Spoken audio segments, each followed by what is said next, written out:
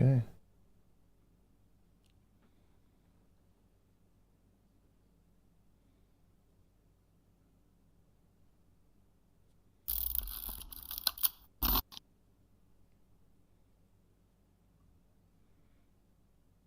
Hello, hello. Okay.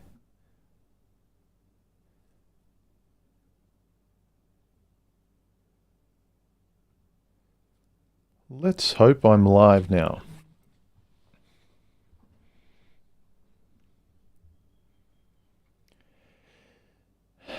See, I'm process driven too much. All right. Looks like we're back. Hopefully there won't be any more interruptions. I've lowered the bit rate. Yeah, it looks fine. Doesn't look laggy. All right. Again, take two. Let's pop out the chat. Let me be a broken record and say hello to everyone again. All right.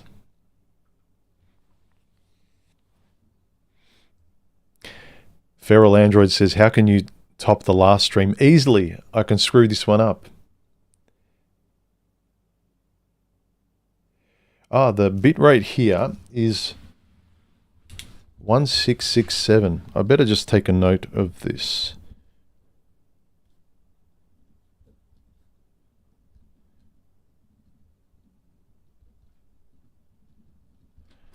And I think I went the other way.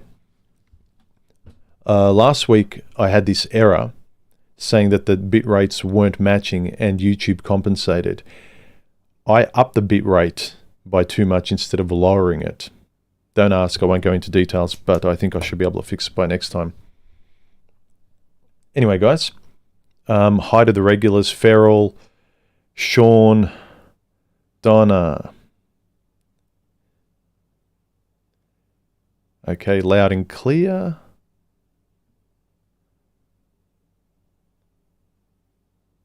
All right, cool. As always, we're going to talk about the recent videos this week. Some really good comments under the videos and in the comments section and on the poll as well. So it was basically about the worst kind of people, which happen to be the ones in relationships that many of us have gone out with. Where, I mean, the point of relationships is to feel good, to have a nice time, to trust someone, to not worry that they're manipulating you, that they're, using you to get their way at your expense, things like that. So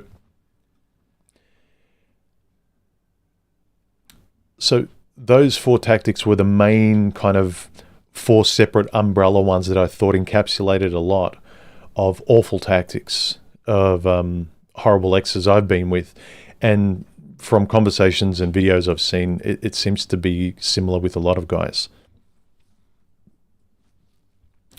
And we had a lot of really good comments, and the follow-up to last week's video, where is it? Last week's this week's stream earlier, midweek, which was when she pushes your buttons. This kind of person, whether they're, a narcissist, a gaslighter, whoever it is, a person who's playing games to get what they want. They deny affection. They essentially hold the relationship hostage until you do what they say. I talked about it a little bit in this week's midweek stream. When she pushes your buttons, have a look at that stream. And this weekend stream, I wanted to follow on from that, so I thought maybe a good topic would be when she gaslights you, which kind of encapsulates a lot of this really insidious behavior. So the theme of today is when she gaslights you. A person that pretends they didn't say what they said. They avoid the reality of a situation where they have responsibility. They're all comfortable in pointing to somebody else when they've done wrong, but if they do, they avoid responsibility like the plague. And some of I think the main, when I sent out a poll, the poll I sent out was, what tactics did you experience most from your awful girlfriends? And that was part of this video, the recent one I did, 4 tactics. And the 4 tactics were these: gaslighting, shaming and put downs, silent treatment or ghosting you, and then drama, complaining and temper. And yes, I should have put a 4th option, which is all of the above. Many people were telling me, but I wanted to I wanted to ask in this poll, if you had to pick one, what was the main thing in previous bad relationships that really stood out amongst all of these? And according to this poll, it was drama, complaining and temper. The loss of civil control of your emotions and just kind of spewing it all over somebody else. Hey, rocket scientist, how are you? Schlitz, how are you? Yeah, and so given these comments, there were a few really good comments under the recent video where people added to the 4, and some of these 4 could be subsets, but they were really good ones to take note of in terms of tactics that women use to get what they want, and without any care of how they treat somebody else, namely you. And one of them was lying. Yeah. Ultimatums. That's a great one. I'm actually finishing a video about ultimatums at the moment, so that's a really good one. So stay tuned to that one. That should be released today, sometimes in the next 24 hours. Love bombing, which is kind of falls more towards narcissistic behavior, which can kind of encapsulate that gaslighting personality. Bait and switch, again, gaslighting. Something actually happened, but they said it didn't. Setting the bait and then sort of switching their position. And emotional blackmail, that's a big one too. But that's kind of in line with ultimatums, isn't it? Sort of holding the relationship hostage. Now, remember, guys, if you want to ask me a question, if you're in this live stream, remember to add a bunch of brightly colored emojis just before your question, and then I'll see them in the stream here and be able to kind of zero into them sort of visually to see, you're asking me a question.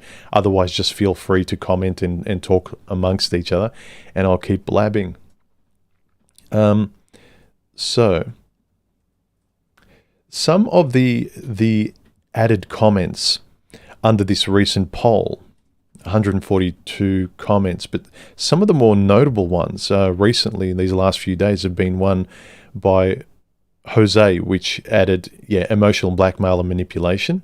That's another tactic that he's experienced. Stephen W. says, a combination of gaslighting, silent treatment, accusations, withholding affection, and sex. She had no problem telling me what my job as a man was, but heaven forbid I tell her what hers is. Yeah, the unfairness, the contradictions, and frankly, the hypocrisy.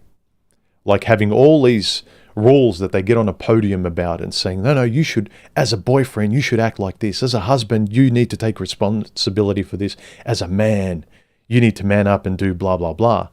But how many men have got the balls and the ability to just be rational and fair and civil and say, okay, then as a woman or as a wife or as a girlfriend, you should be doing this, this, and this. And all of a sudden it's like, oh my God, that's so offensive. So it's offensive that I ask you to do something, but it's not offensive that you ask me to give you a million things.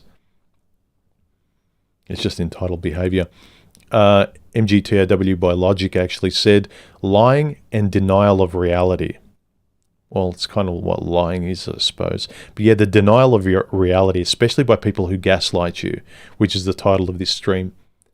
When they gaslight you, it's frustrating because they're essentially writing a movie as they're going forward in life, and they just torch the one 5 minutes ago. It didn't exist.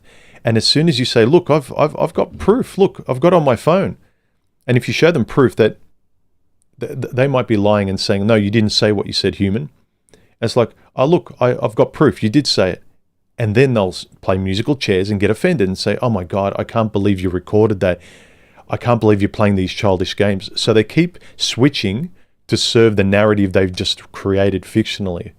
So a gaslighting person you can never win with. You can only give in or you can leave. Initially you give a person the benefit of the doubt because you think they're being reasonable, especially if there's someone in your life, there's someone you care about, you've gotten to know them. Maybe you're dating them because initially in the honeymoon phase, they were being nice and agreeable. But then as their true nature comes out and you see their temper come out, you see their lack of being balanced with reality, and they're starting to gaslight because they've got a gaslighting personality and denying reality. It's really frustrating to live with this person because how are you supposed to trust them where they can actually say 1 minute the sky is blue and 5 minutes later they can say, oh, the sky is green. And you say, what are you talking about? It's green. What's wrong with you, you idiot? And it doesn't matter what you show, what proof, what you say. You could get 100 people around you confirming. They will deny it. They will say, oh, you're getting all these people. You're getting proof to shame me. How dare you? They will keep switching to avoid them being wrong. You just always have to give in. It's almost like a child that you have to get along with it, you have to buy into their fantasy. So if the child is saying like, I'm Wonder Woman, I'm Superman, and you kind of say, okay, cool, you're Superman. And then you start to see that they really do believe that that's what they are. And then when they're sitting down to the dinner table, they're still acting like Superman. They don't want to do what you tell them because they're Superman. And you say, hang on a minute, we need to be grown up at certain times. But you can excuse a child, but when an adult is acting like a child and they just live in their fiction, that's a different thing. John of Arc says, under this, one of the comments here, under this poll that I gave, he said, the silent treatment followed by a lecture from the former silent treatment girlfriend telling me that I am no good at, I'm not a good communicator. As they say, you can't make this stuff up. Yeah, that's those kind of unrealistic, hypocritical contradictions. Like they're giving you the silent treatment and then they blame you later on that you're not a good communicator. So a lot of this stuff is projecting, masked with like psychological dysfunction. Like a lot of these people have mental disorders. The problem today is mental disorders are cool. And mental disorders are used as an excuse for people who want to use them. And for people who avoid them, they will gaslight you and the world so that they're the only normal one and the rest of the world, you and everyone else, are the crazy ones because you don't understand their truth. You don't understand their individuality. Can you see what I mean? They can sort of just musical chair their ways around all the Oprah-styled self-help, truth-based bullshit to get away from talking with everyone else in the middle like a normal person. No, they're special. They're unique. They're smarter. They're whatever. As I said, there are only two choices with a person like this. With a person that's gaslighting, you have to buy into their fantasy or you have to leave. There aren't really many other ways around it. Cameron says projection. Yeah, I kind of just mentioned this as well. That a tactic is projection. Again, gaslighting, unfairness. So whatever problems you see on seeing them or everyone else would see in them, they say that you've got these problems. So it's a way of them not facing themselves. A lot of these people don't actually look in the mirror. They don't self-reflect at all. At all. I would say that's a common thing with gaslighting people and people who aren't fair in general. They do not look in the mirror. And if they're women, the only time they look in the mirror is to put on their makeup. They don't really look in the mirror figuratively in terms of like self-improvement. I've mentioned this before for you guys who are still out there dating. A good sign for someone, someone could have had done embarrassing things in the past, or, we've all been young and naive.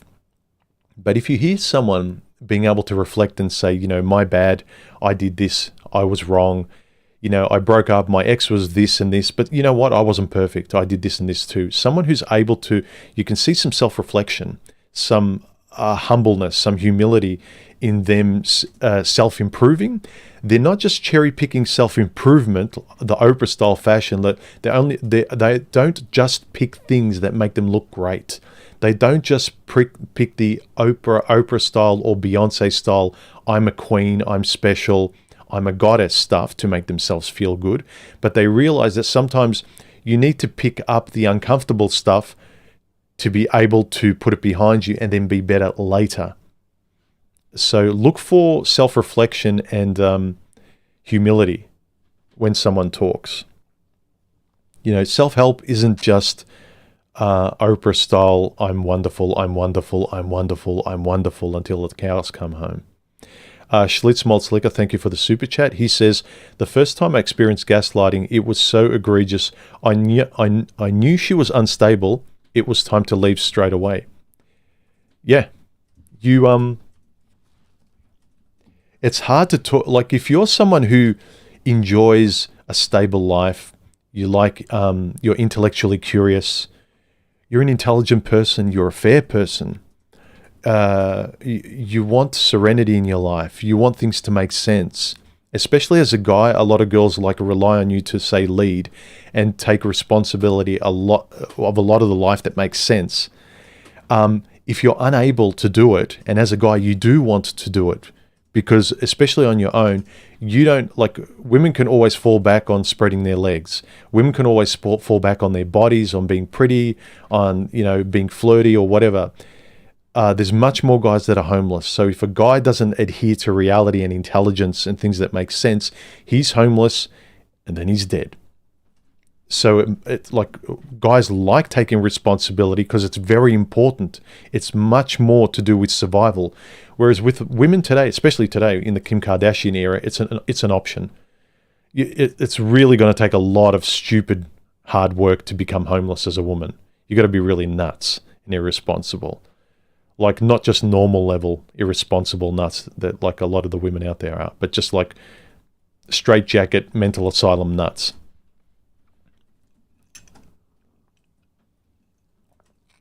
August Lyon, happy birthday. I didn't see that. I guess it wasn't a question. Eternal Recursion, thank you for the super chat. I appreciate it, man. Arthur Drexler says, confusion through projection. Yeah, it's kind of like women are really good at psychological manipulation, and they've been trained in it in the schoolyard. Women having to deal with other women, they become very good at sort of ducking and weaving and swimming and being skilled in that, in psychological manipulation, word salad, using words to get out of situations, not necessarily that the words mean something. So if the words don't mean what they mean, then you don't actually feel guilt or shame because you said a word that didn't make sense. Women use it to survive amongst other women in the schoolyard, so they learn that words are sounds and things to make themselves feel better or get out of situations, so they can tend to say and do anything. And I think the extreme form of that is like gaslighters and, narcissists that lie all the time, and they just use words to make their lives better, and only their lives. And if they just kind of say, well, words are just things to make my life better, make life better, and even if I step on someone's neck doing it, I've got other words to excuse myself and make myself feel better about stepping on someone's neck. But really, it's not stepping on someone's necks, it's just following my truth. Or if they were smart enough, they wouldn't have let me step on their neck. I mean, you can just make 100 different things that is acceptable today in the world, and they can make you feel good. For every saying that makes you feel good in one way, there's another clever saying and an intelligently worded saying that'll make you feel good and justified in another direction.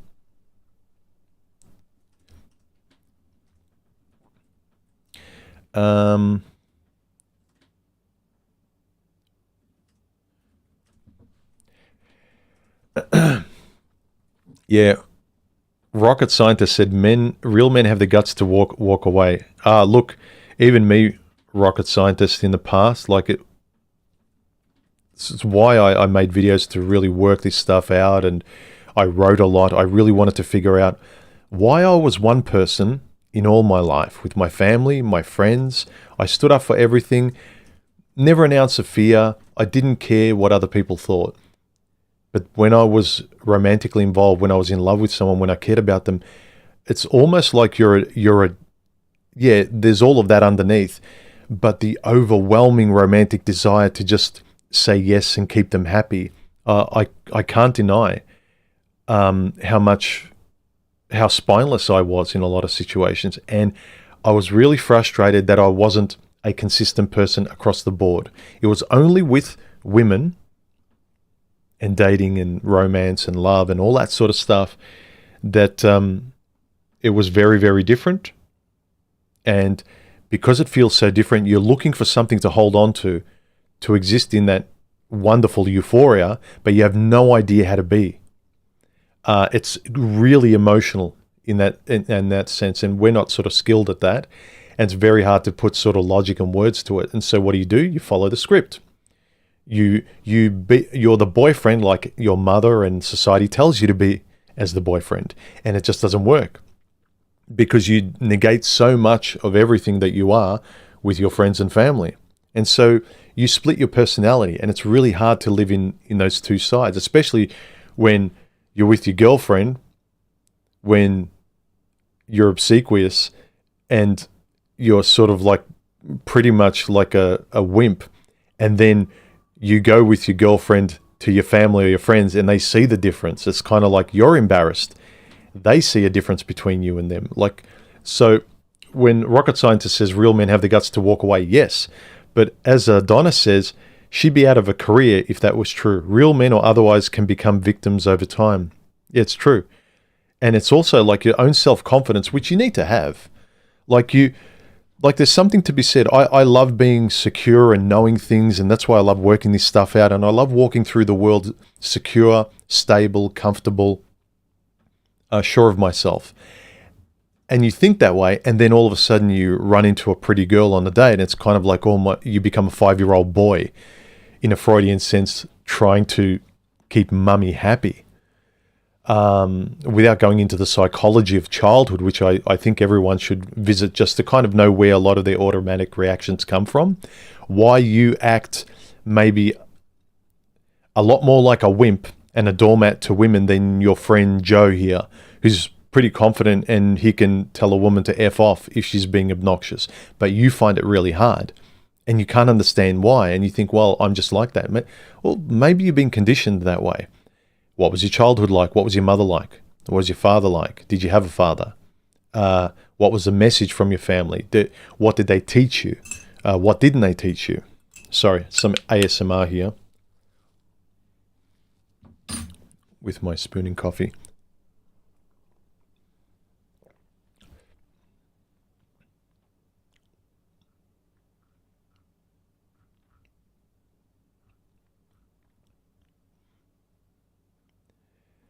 Remember, any questions you want to ask me, guys, in the stream on the right, if you're here live, put a bunch of brightly colored emojis, preferably in the warm emoji color like yellow or orange or red or something like that, because I'm reading it on a dark background.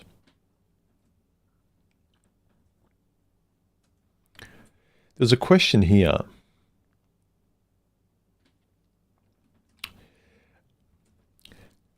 There was a question here by Dutch bastard.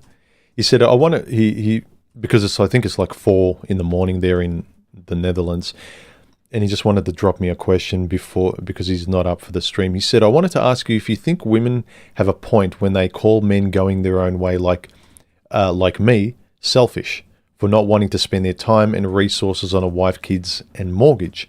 No, it's your life. You can do what you want, with the caveat that you don't abuse and manipulate and take from others without their permission, and you don't gaslight them to think that they're giving you something when they're really not. He continues, if all men decide not to go for it, the world would collapse, sure, but the human nature is so strong, and women will sort of will adjust as well, so the human species will go on.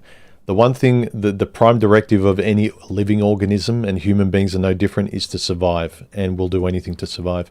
He continues, does this mean that MGTOW should only ever be a small group?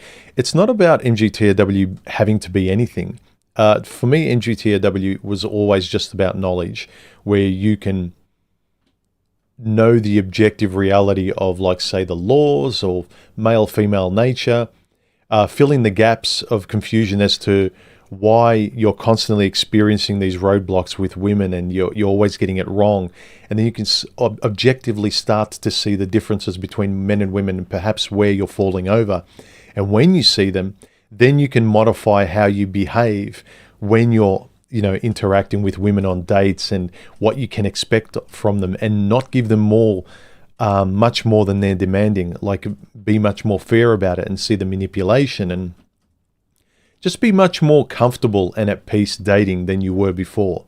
So MGTOW was always information for me that I could then chew on and then form my own ethics about how I relate to people, dates, women, jobs, things like that. Making better choices, because now you have objective information, from science to data to the politics out there to stats, and sort of sifting all that through, and reflecting on your own experience in life with women and dating, and then kind of seeing, like, okay, now it's starting to make sense.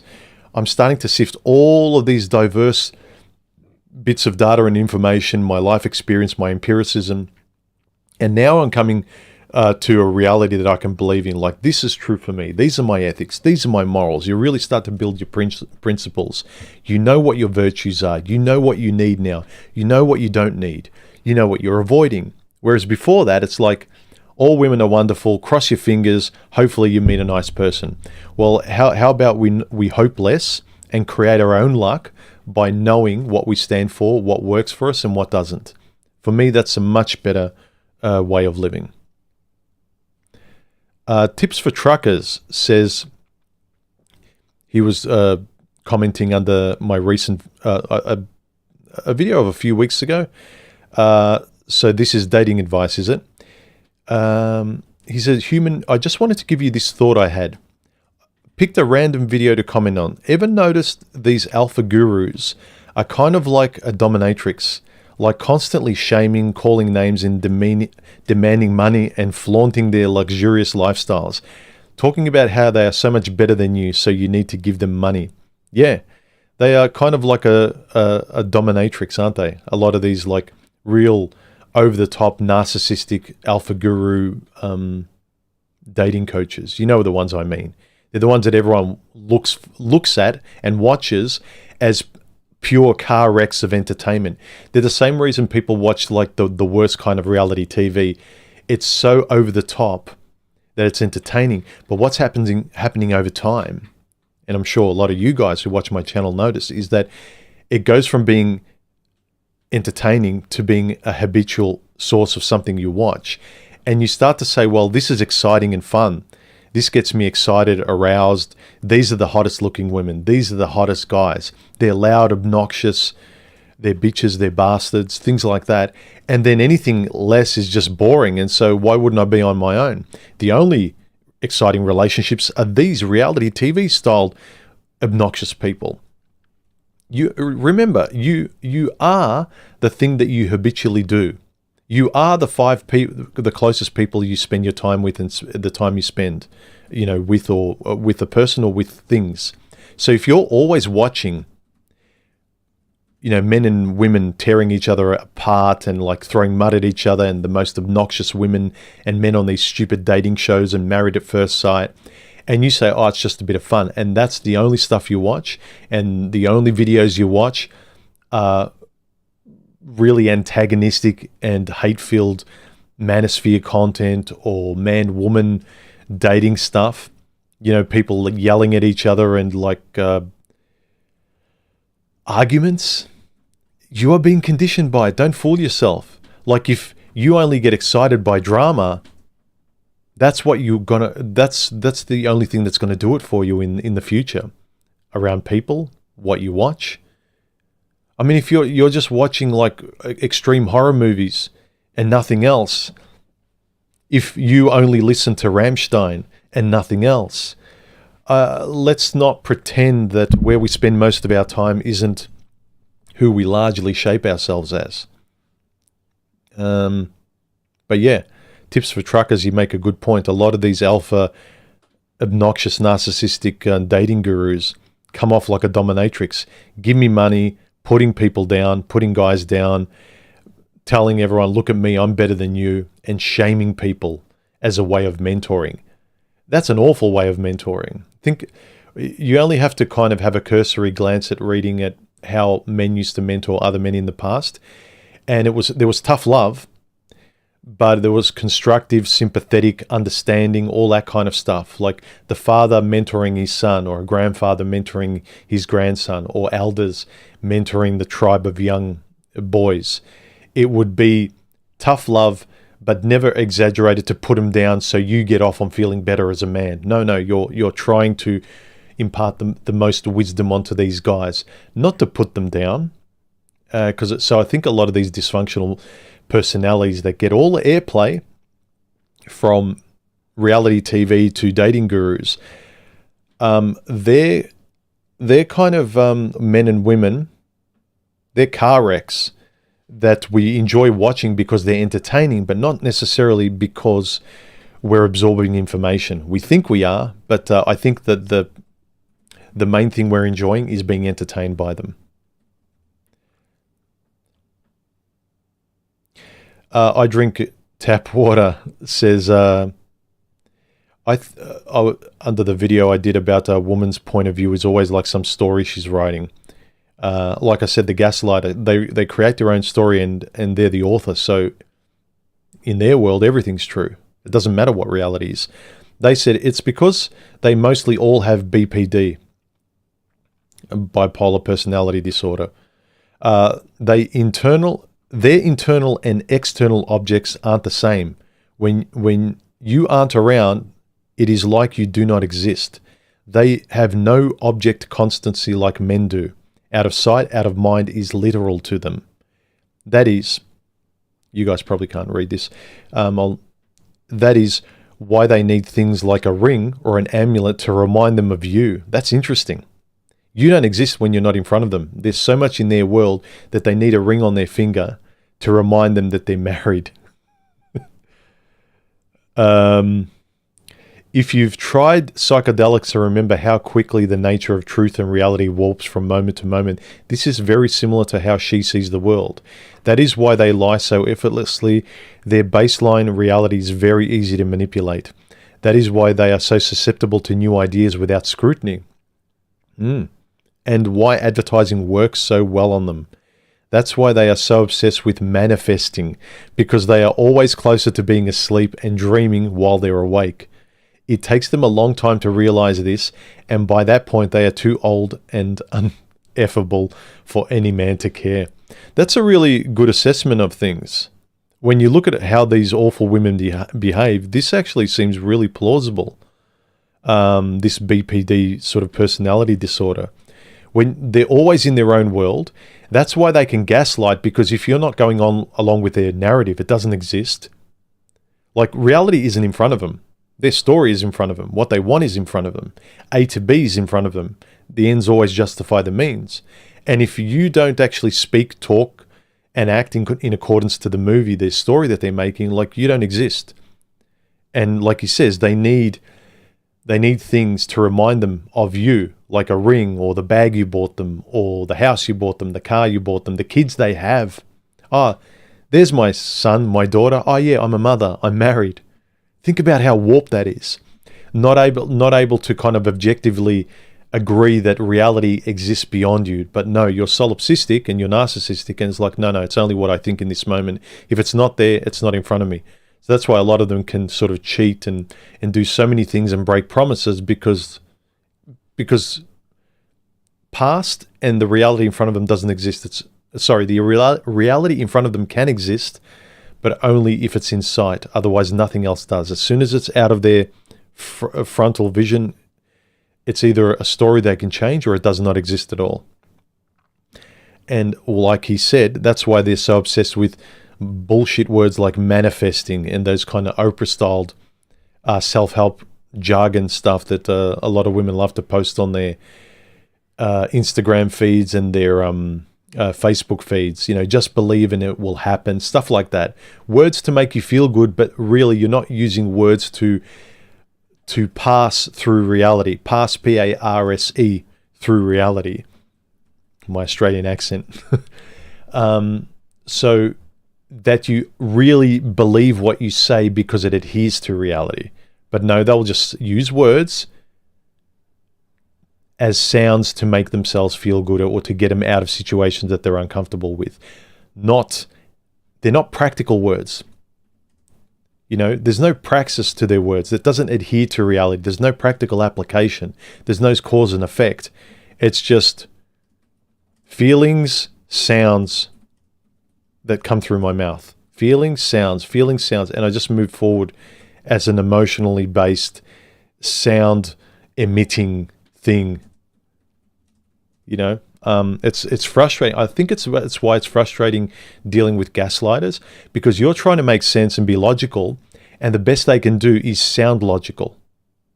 That's a very important thing to remember. You get frustrated because they're using word salad to sound logical to avoid any kind of reality or responsibility. And you can see they're not listening to you. They're just being clever and using words that sound clever and sophisticated. And they believe their lies. And they're very they come across as arrogant and very coy. And it's like, what is wrong with you? Like, you're telling me the sky's green. It's like, yeah, it is. What's wrong with you? The sky is green. So they act logical, but they aren't. They speak logically, but they're making logical sounds. So it's really frustrating with a gaslighter, this kind of personality disordered person. Anyway, Simon D says, people who gaslight often have NPD or BPD. Okay, he's repeating the previous comment. Cluster B personalities and need to be avoided at all costs as they are dangerous. They are dangerous because they actually believe their reality. At least someone who says, I'm an a-hole, F you, I don't care. Yeah, I did that, but so what? I don't give a crap. The person that actually doesn't believe what they did, they just kind of go through life thinking that they're wonderful. They could, 5 minutes ago behind them, they could have killed 50 people. And they're like, la-di-da-di-da. No, I didn't. I don't know. I vaguely remember something like that happening. Did someone kill 50? No, it wasn't me. They just died because they couldn't handle my truth. I didn't kill them.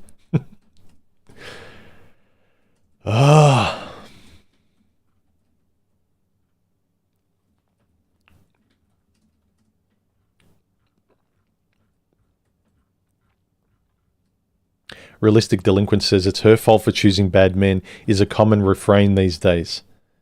What's your opinion on it? Yeah, there's a level of truth. This is why we have to be fair. We're better able to get both men and women to accept responsibility.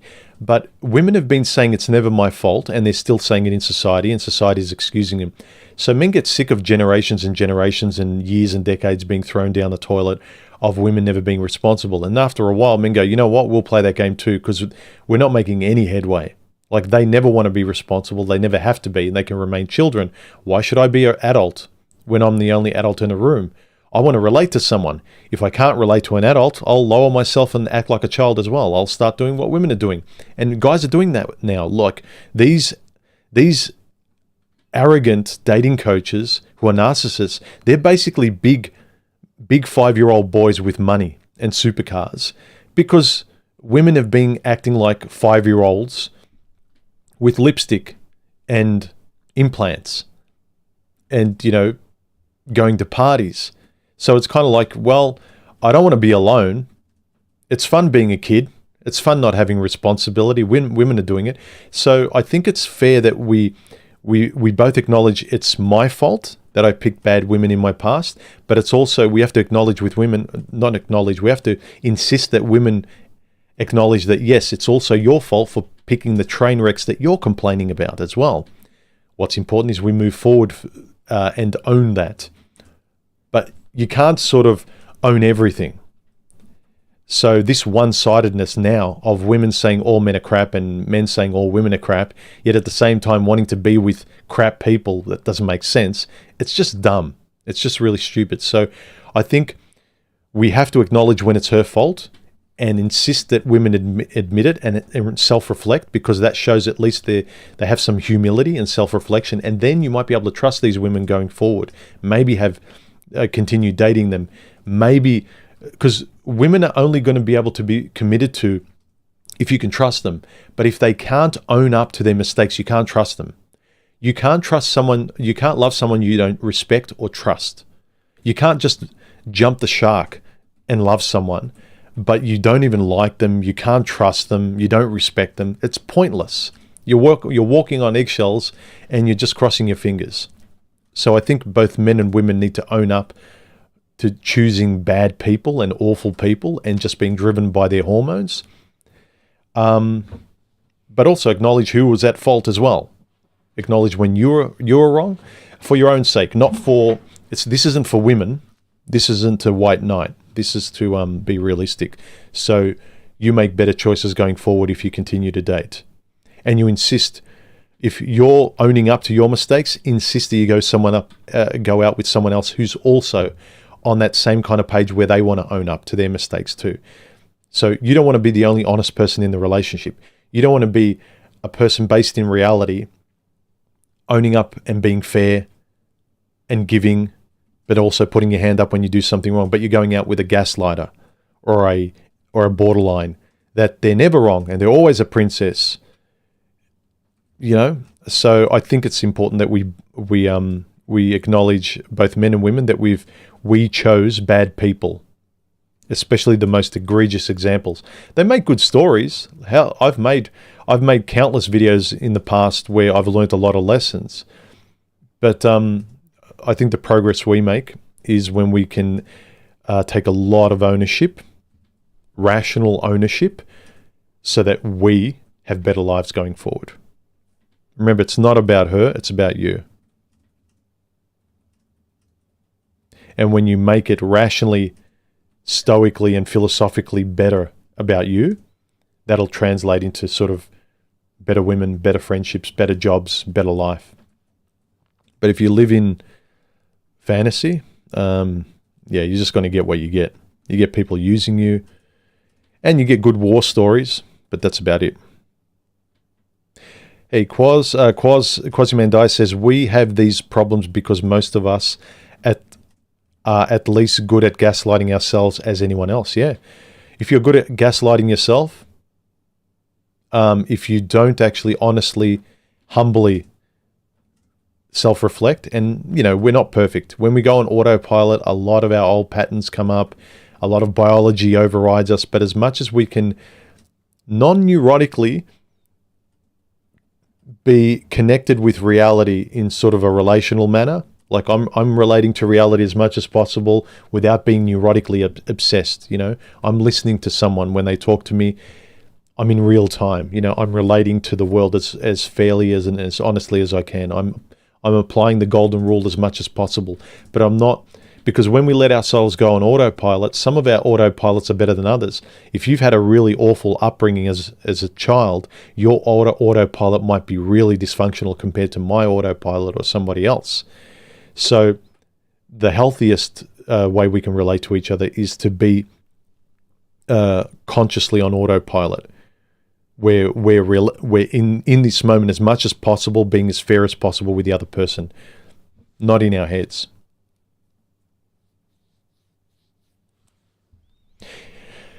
Yeah, make sure you like and subscribe, guys. If you like the videos, like the streams, comment, join if you feel like it.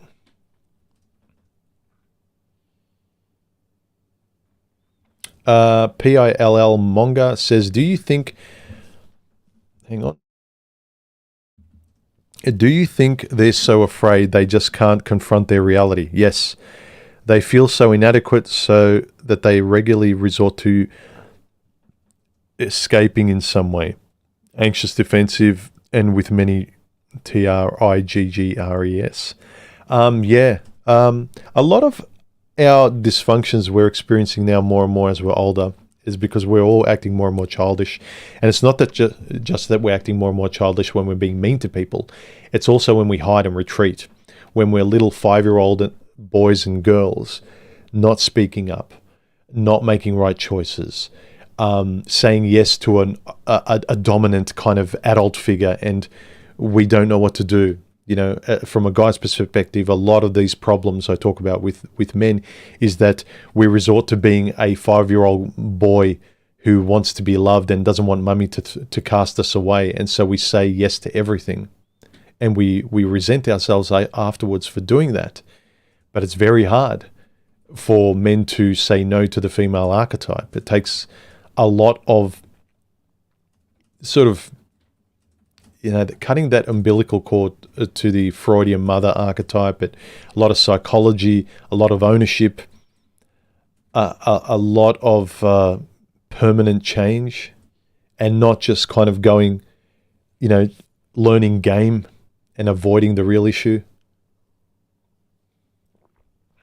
But I do think a lot of it's based on fear. We are afraid of reality, and we resort to escaping anxious defensive behavior and all that sort of stuff, i.e. like a 5-year-old version of ourselves. That's why it's healthy to go back to the 5-year-old version of your life. Talk to your family. If you've forgotten a lot of this stuff, sometimes we block this stuff out, but it's there. The scar never goes away.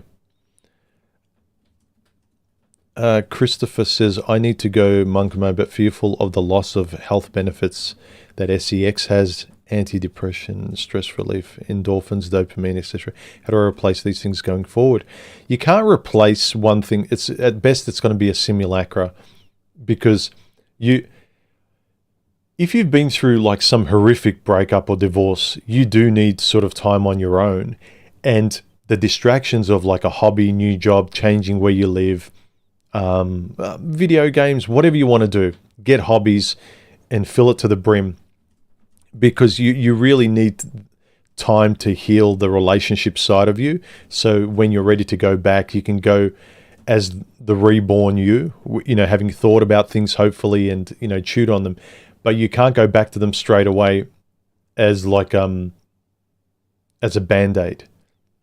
So you can't have hobbies and a lot of things in your life replacing a relationship. You need to do a lot of work to realize why you'll never go back there again, and why you refuse to experience those things and those, you know, the bad things again in relationships, because now you've made a decision to be a different person, and you insist on speaking, acting that way, choosing people who are good for you, better for you, never staying silent again, you know, speaking up, being respectful, having a voice, a lot of the positive things that women respond to in their Oprah self-help, that sort of affirmative, you know, empowerment sort of thing, although I hate that word because it's been sort of bastardized. But sort of constructive self-esteem based on like a rational, stoic self-reflection, philosophically understanding yourself, like creating a new philosophy by which you go forward in dating, a new philosophy that you write for yourself with the kind of job now that you want, what fits you, a new philosophy and ethic about how you speak and conduct yourself, like what kind of person do you want to be, all those kind of things. Not dressing in a lion suit, but where have you been letting yourself down? Where are you ashamed of yourself? Where could you improve? Where can you adjust those dials where you would be more proud of yourself? Like, I don't agree with making over your personality and your life completely, where it's nothing like what your parents and friends recognize, especially if they don't think there's anything wrong with you. But sure, that if they and you objectively agree that certain parts of you should be improved, or you stay too quiet in these things, you know, improve the things where you feel like you're staying silent in life with, where you're holding yourself back from speaking up and just enjoying the sunshine of life. Those kind of things. Like, you have every right to enjoy your life. And that's the kind of self-improvement I advocate. Speaking better, thinking better, acting better.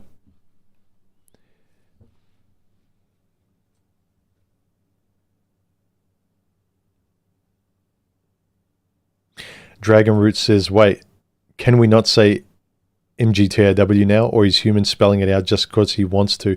A bit of both, because a lot of people just say MGTOW and they forget what it stands for, so it just becomes a word. But MGTOW is two parts. One, because like you couldn't even say it. I don't think you can still say it now. I think it gets flagged to a lesser degree than it did like a year or two ago. If you said it, the video would be just kind of pushed in the corner and no one would see it. It wouldn't even be given to subscribers. Like you'd get a lot of people saying, oh, I didn't get that video. I didn't get the notification. You wouldn't get notifications. But I think like a lot of guys who they think of the word, they think of the acronym as just a word. But I think it's important to remind people it's an acronym. They are letters that stand for something, that stand for a sentence. It's men who are going their own way, which is an individual guy thinking for himself and making his own assessment. It's not a group of guys in a church reading from a Chad rule book. Or, not a Chad rule book, but from some sort of MGTOW Bible. So it's a bit of both. A bit of the censorship thing and a bit of the wanting to intentionally remind people that it's an acronym. And it stands for something. Or it used to anyway. It doesn't stand for much anymore. I don't even know what it stands for anymore. Right now it's just become dating game. It's all about women are bad, men are good kind of thing. Alpha posturing, BS.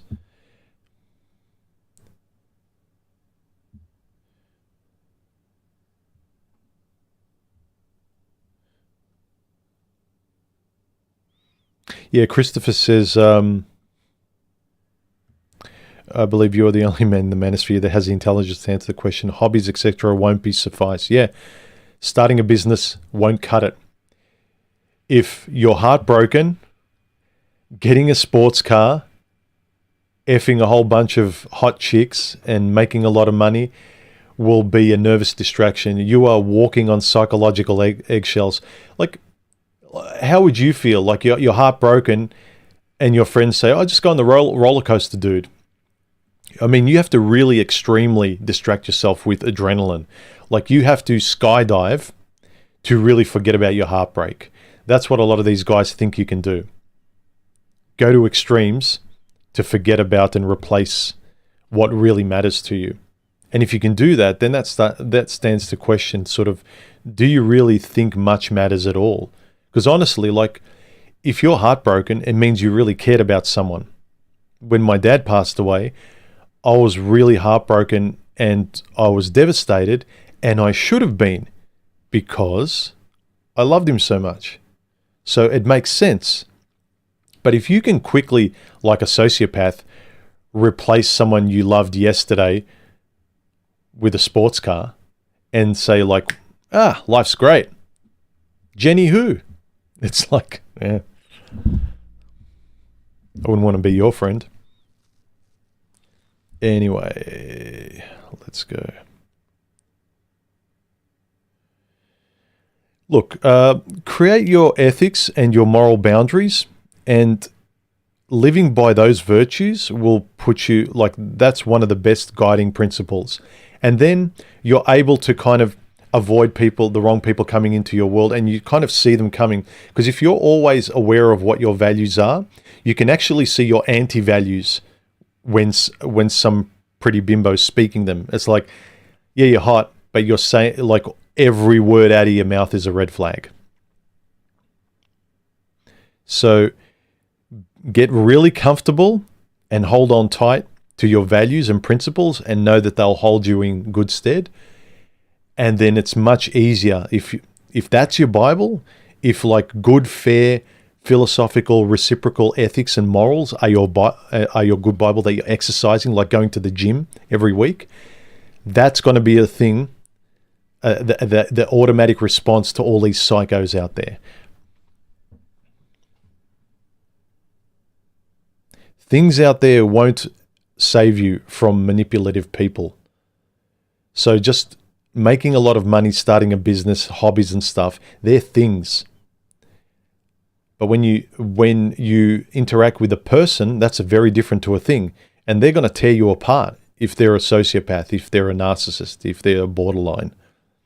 if they're just your average selfish person today. There's like millions of them. Fair and responsible, adult-minded, old school, stoically minded adults are very rare. There's much more childish people in the world who get joy out of shitting all over you. So have really good boundaries and principles. It makes everything, all the choices and the people that come in or out of your world much easier. It makes you kind of like a bouncer at the door to your own nightclub, and it's really easy to kind of say, no, you're not for this club. It's like, no, and they can scream as much as they want, like a shivering bimbo in a short dress, wanting to get into the club, and you say, sorry, and you sort of plain-faced, you're not for this club.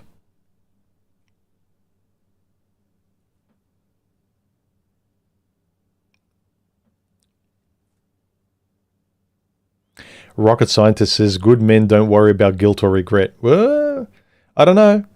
I've met some sociopathic men and women who don't feel any guilt or regret at all. And I wouldn't call them necessarily good. I know from what you're saying, yes, you shouldn't feel guilty. And a self-respecting good man should know when he should feel guilt or not. But it's not always that simple. Because you can't lie to yourself. You can't sort of Oprahify, fist pump yourself like, I'm great, I love myself, I'm a good person. And you have to keep repeating it like some deranged lunatic that you, like, until you believe it, it doesn't mean much. And too many people fake it till they make it with that Oprah style, like, I'm great. I mean, look at the commercials. You're worth it, you're worth it, you're worth it. We have to keep reminding you, ladies, that you're worth it, because most of you don't believe it. But if you actually really had some humility and self-reflection, you could relate to the world honestly, modify your behavior and who you are so you could objectively be a better person, so you wouldn't have to keep telling yourself you're worth it like a goddess. The world, everyone else would confirm it for you, and you could believe it, and so it would lower your stress levels about having to try and believe it only in your head. If your reality is only the belief in your head, and it's always butting heads with everyone around you, and you're forced to call everyone an idiot, but you're the only sane person in the world, then that's not reality. You know you're good if other people are saying you're good, and you're not forcing them to. You surprisingly hear people telling you, like, exalting your virtues, describing you with words that you're thankful for. You're a good person. You'd be a good friend to have. Or you see them, they trust you very easily. They want to open up to you very easily. That kind of objective feedback from the world, as well as your own objective belief, like, I'm not a bad person, I'm actually a good person. Like, all of that stuff starts to form a picture of reality, not just what you think in your head. I think a lot of these people who need to fist pump themselves in self-belief with Oprah style kind of looking in the mirror and like, I don't care what anyone says, fake it till I make it, and just believe I'm great, believe I'm great, believe I'm great.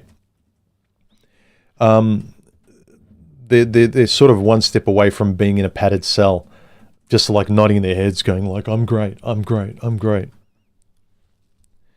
It's in a world of one. And because most of their problems are related to their inability to live in a world with other people fairly.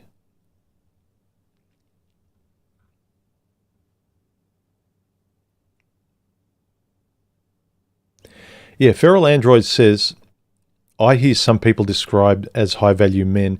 It doesn't focus on being good, just wealthy, in shape and status. Yeah, all of these kind of gurus that talk about being a high-value man, it's always because women approve of you. How do you know you're a high-value man? You're rich, you're in shape, and you've got status, like you said.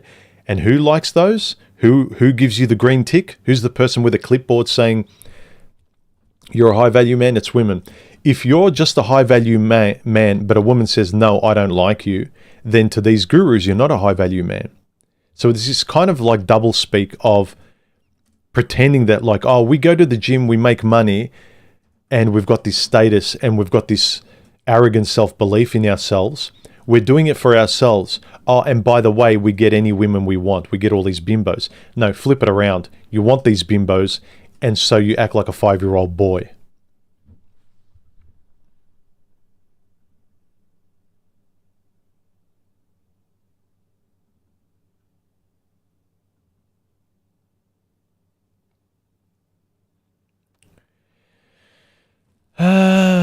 Okay. Yeah, BPD is scary stuff. If you kind of read up a bit and have had experience and survived, that's the other thing. Like, you could be with a really awful BPD and not live to tell the tale. But yeah, I've met some women and gone out with one or two. I know one for sure was a borderline, and another one I just suspected.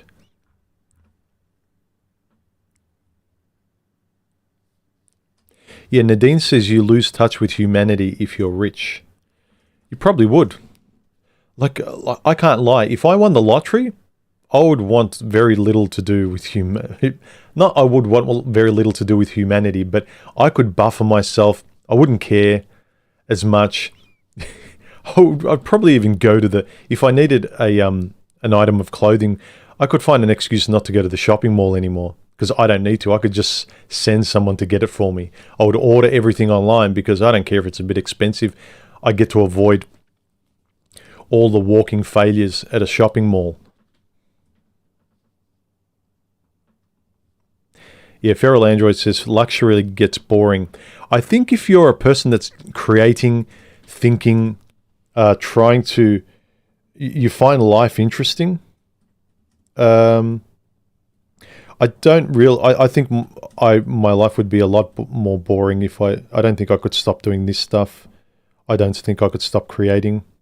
The biggest thrill, the greatest just personal low-level joy I get from doing these videos, especially in my channel, is the creative process. I love editing, I love writing, I love thinking. And the most uncomfortable, the worst part, is being in front of this thing. Because it's not real. No matter how hard I try, I can't pretend this is a person. Streams are easier because I can see messages coming in, so I forget the camera. But it's really hard sitting down to a camera when I'm making one of my regular videos.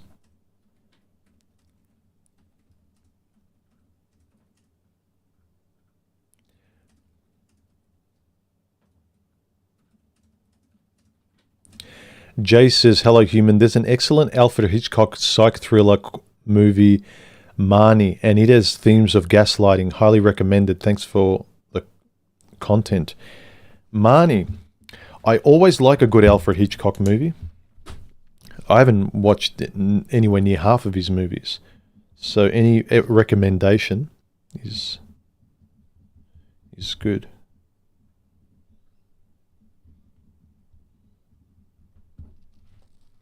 Thank you.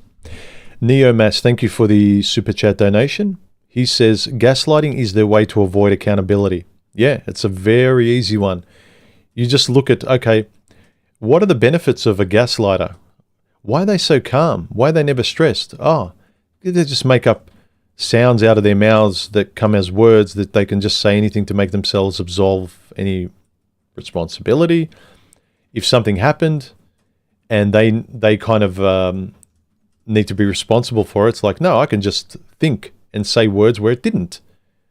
And if someone gets upset at that, I can just use other words and believe that they're bad for yelling at me.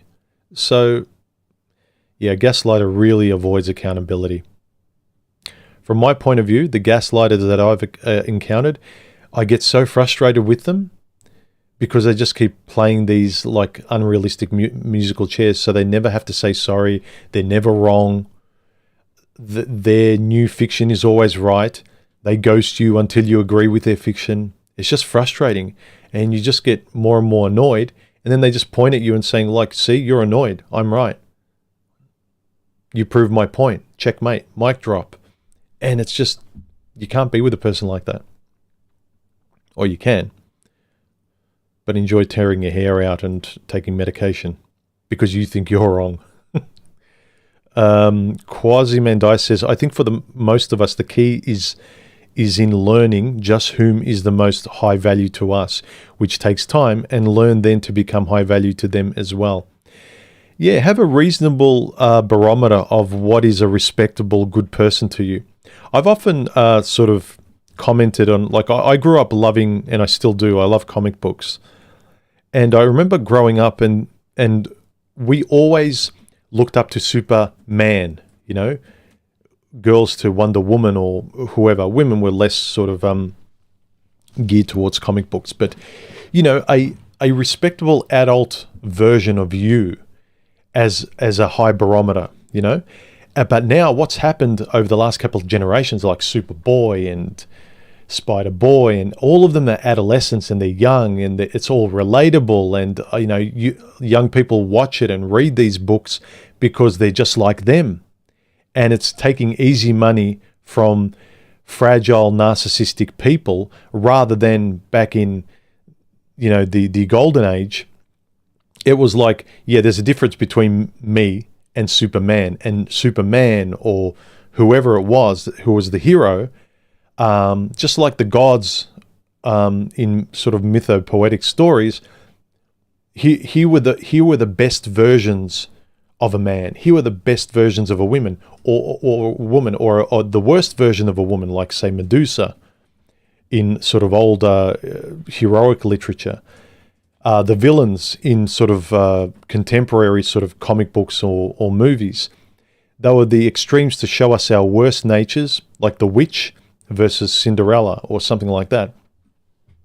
But now it's like we've just evolved it. Like let's just make ourselves. Let's put capes on ourselves. Let's dress up like Superman. So you know what superhero stories are like today? They used to be the best, strongest, smartest, most noble and virtuous men that I would admire, and they would mentor me through lessons. Now I am watching. If I'm a kid, I'm watching another kid with a cape around his neck saying, I'm Superman. And I'm saying, oh, you look just like me. I'm like you. Want to be my friend? So the lesson there is completely different. There's a complete different disconnect. So, I mean, it's related to what Quasi-Mandai said, but it's not like what he was talking about. But if you're going to take anything, or if you're going to adhere to high value at all, have a really good adult barometer of what respectable high value is. Who are the people you admire as adults? What are the books that really resonate to you? What are the words, the phrases that are spoken? And I can bet a lot of the times they're very mature, responsible, honest, splash of cold water on your face virtues and ethics that aren't from the mouths of children. They aren't from Superboy or emotionally neurotic heroes in literature and movies today. They're from sort of the better versions of us, the less neurotic versions of us. I'm tired of like these anti-heroes. Like you watch protagonists in movies these days or in stories, and they've got alcohol problems. And, you know, at least Superman had kryptonite. They had like some object or something that was their weakness, but psychologically they weren't brought down to our level. Like, you know, now Spider-Man's just this boy who has girl troubles. Why? You're Spider-Man. Like, what was it? Like, what was that series? The movie. I know it's kind of written for women, but it was like Twilight. You know, I know it was written for girls. Like, she's kind of like an attractive, plain girl next door looking female in that story. I get it. You know, I find her good looking, but I go for the girl next door types. But look at the protagonist. It doesn't make sense. Like, who's the hero in this story? Like that sort of vampire guy. He's 800 years old. Why is he mesmerized by some zero, a girl next door? You know, he's 800 years old. You know, if I've learned so much in the last 5 to 10 years about women and who I am, and I'm much more secure in myself, give me 800 years, I'd have no fear in me, and I wouldn't have my knees buckle because of like just an average girl who I wouldn't have my knees buckle for a Victoria's Secret model if I was 800 years old. Like, that kind of stuff doesn't make sense in narratives. Like, we used to have more realistic, better men and women as our mentors and examples in literature and movies, because we certainly don't have much in terms of fathers. There's single father households. You can't be masculine.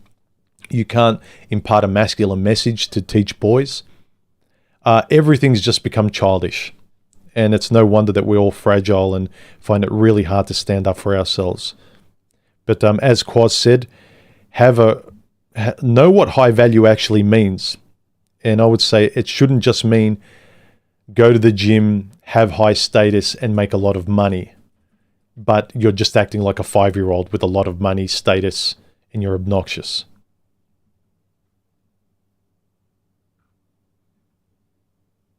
How long have we been going for?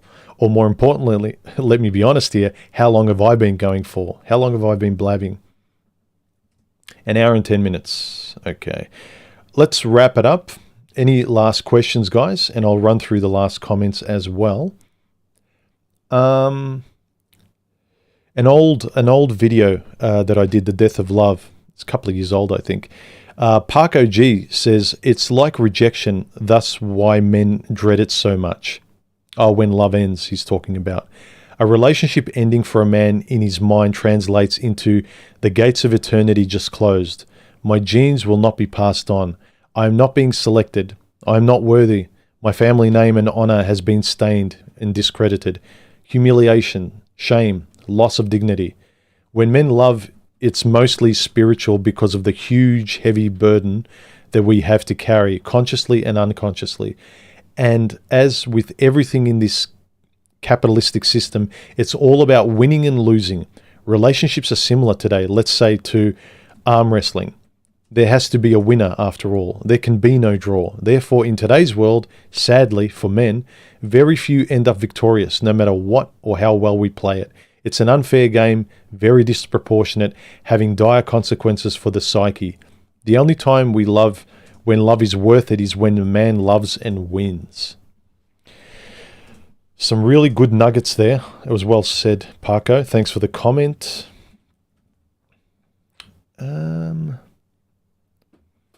Let's see. All right, any last questions or super chat, guys? Remember to like the video, subscribe, comment underneath.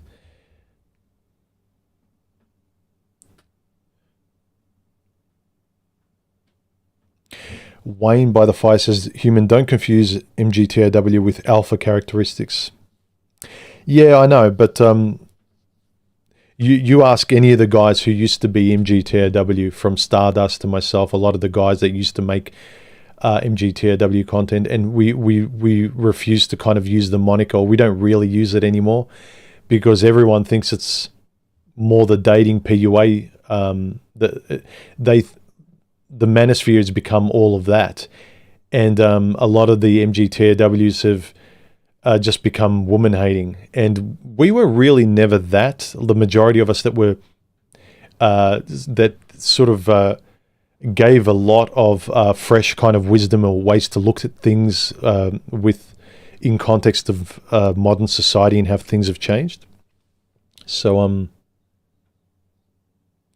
yeah, look, I know what MGTOW was when I didn't mind, and I was proud to sort of have myself called that.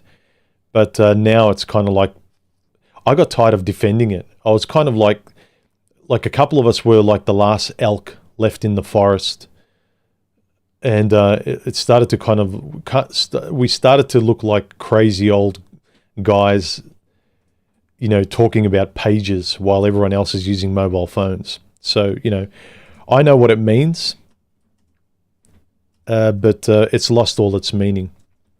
Look, if I talked with a guy and he's got the old school mindset and he realizes that the acronym actually stands for a responsible, philosophical guy and ethically kind of going his own way, being a responsible individual, just choosing how to live his life. And it's not so much about pointing the finger at everyone and everything, but taking some responsibility, making your life better, talking about the going your own way part, and not just kind of the blame game and a resignation to stasis. I'll talk with that guy and I'll say, yeah, fine. Like we're both fine with talking as MGTOWs there. But for me, it's kind of lost a lot of its meaning. It's just the acronym without the meaning behind it. Any last questions, guys? David S. says, gaslighters use words to engender emotions in others, then use that emotion as a weapon. Frustration, pain, desire, all can be used. Yep.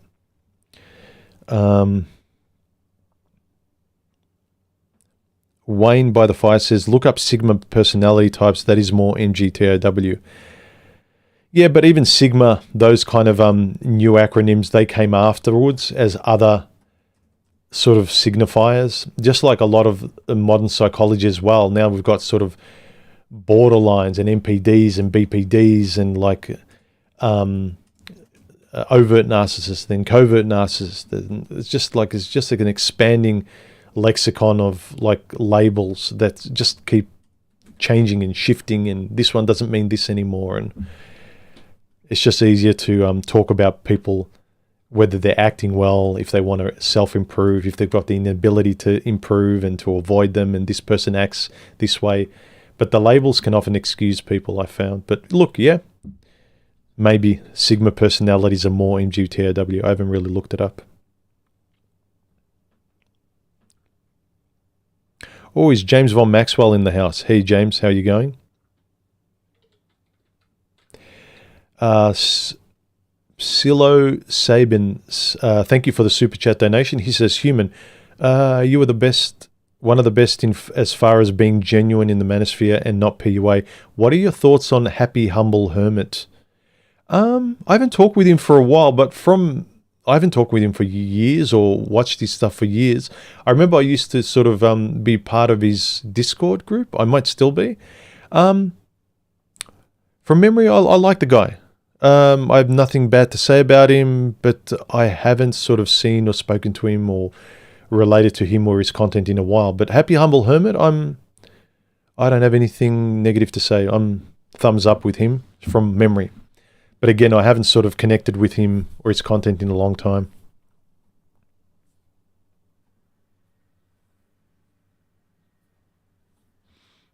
All right, guys, let's wrap it up. Are there any final questions or super chats? And I'll call it a day. And you guys can go to bed if you're in America.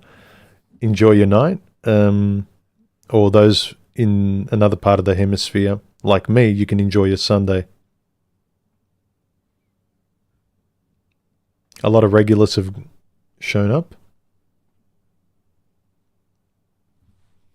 Some of the handles, your emoji handles, the names are funny. It's hard to take some of them seriously.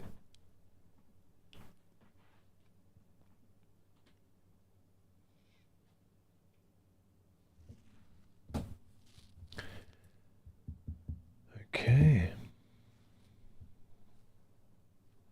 All right, guys. If there's no further questions, let's wrap the stream up. Okay. All right, guys.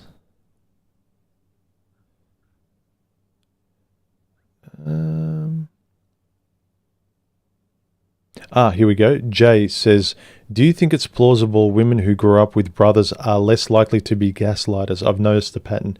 I would actually agree with that. My sister grew up with two brothers.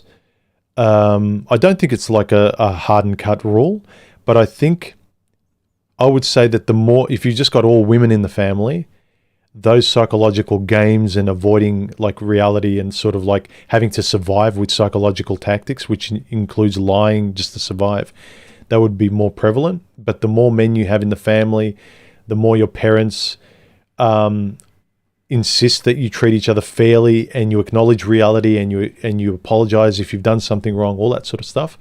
But I would agree with that. The more And I'm not just saying if you've got more men, because if you've got dysfunctional men in the family, then I don't think it makes much of a difference. But if you've just got your general, more rationally thinking men, that would help. So I would agree.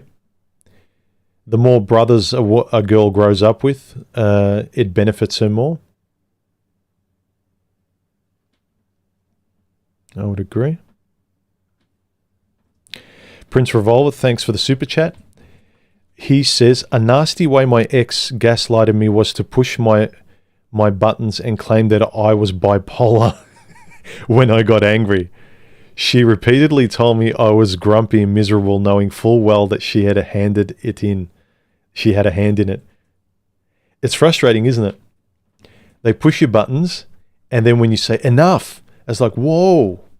I've noticed the same when I used to argue or debate with like girl power chicks. They didn't stay on point and they'd shift and then just poke personally and try and get you annoyed. And the moment you kind of said like, enough, stop poking me, they'd be like, aha, see, you wouldn't have reacted that way if I didn't hit a truth. I won, mic drop, I win. So they want to get a reaction out of you where you lose control, and they see that as a sign of them winning. And yeah, gaslighters, girl power chicks, everyone like that, they're all just kind of playing these drama games. They love them. Again, a lot of women love drama, but even more, a lot of them also love drama in their lives. And it's not a relationship without drama. If it's not there, they'll create it.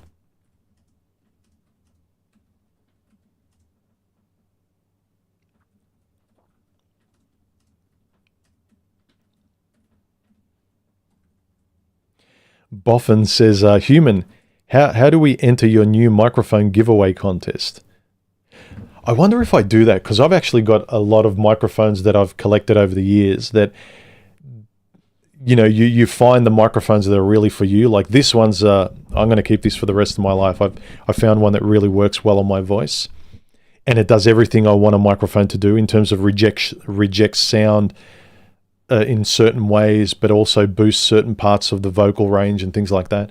But I've got a lot of really good microphones that I probably will never use or rarely use. I might actually just use them just so I feel like they're not going to waste once. I might pull one out on a stream next week, use it once, put it back, and then put this one back. So I might actually do that. I might do a microphone giveaway in the future. So stay tuned. But I don't want to become about gimmicks either. But I'm pretty sure some people would appreciate a good microphone. David P says, I'm here. Don't call me a regular. All right.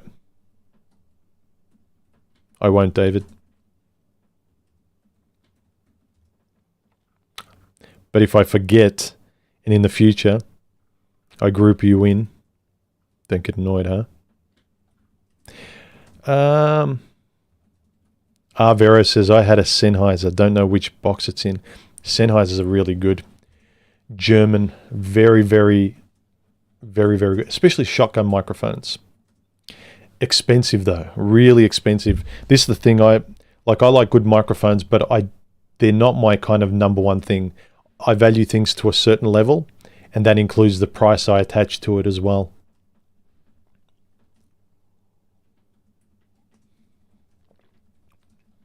Like, for instance, I enjoy playing with a lot of affordable microphones and because the really expensive ones, they don't make many of them, and then they're ultimately hard to get in the end, and they might go out of stock because not many people buy them. And also, unless my number one love in life was microphones, yeah, I can buy a Neumann. But that, like, I look at buying a Neumann, and that negates me buying 3 to 5 other microphones that are really good and broadcast quality. So I could have bought a Sennheiser. There's a really popular shotgun Sennheiser microphone. It's a boom, and it's a content creator microphone. I can't remember the name, but I'm using still a professional equivalent, but it's much cheaper, which is the you're not hearing it now, actually. I'll put it on now so you can hear it. 1, 2, 1, 2, 3, 4, 5. Okay, so this is the Audio-Technica AT875R. And this is back to the Samsung Q9U. Why am I geeking out now at the end of the stream? Anyway, you guys, if there's no further questions, enjoy your weekend. Hit like and subscribe. Join the channel. And if you have a microphone, jump onto my Discord. Link in the low bar or the About section to my Discord link. And a few of us get together there and have a bit of a chat. So, yeah. Enjoy your weekend. And I'll see you in the next video. New video probably dropping in the next 24 hours. So leave your comments below and we'll discuss it in the next live stream. Catch you later, guys. Bye.